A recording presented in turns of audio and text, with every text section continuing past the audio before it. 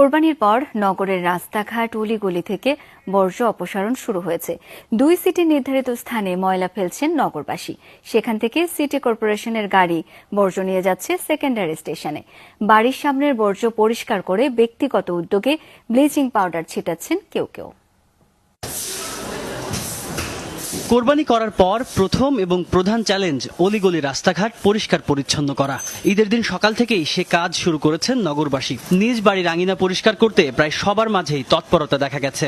সচেতন নাগরিক হিসাবে নিজে পরিষ্কার থাকবো এবং অপরকে যাতে পরিবেশ যাতে নষ্ট না হয় দুর্গন্ধ মুক্ত রাখার জন্যই আসলে এই কাজটা করা। আগে নিজের করা দরকার। সিটি কর্পোরেশন কখন আসবে, এগুলো নষ্ট হয়ে যাবে, আরো ছড়াবে, মাছি থেকে রোগবালাই সৃষ্টি হবে। এই কারণে আমরা নিজেরাই পরিষ্কার ফেলেছি। বর্জ্য পরিষ্কারে নগরবাসীর মাঝে আগের চেয়ে সচেতনতা বেড়েছে। সিটি কর্পোরেশনের সরবরাহ করা ব্যাগে বর্জ্য ভরে নির্ধারিত জায়গায় ফেলছেন বেশিরভাগ মানুষ। পরিচ্ছন্নতার কাজে তৎপর রয়েছেন জনপ্রতিনিধিরাও। সকাল 10টা থেকে আমরা বর্জ্য অপারেশনের কাজ দায়িত্ব নিয়েছি। ঠিকাদার প্রতিষ্ঠান পরিবর্তনের প্রায় 57 জন লেবার এবং আমার ওয়ার্ডের ঢাকা দক্ষিণ সিটি কর্পোরেশনের 69 জন লেবার। এই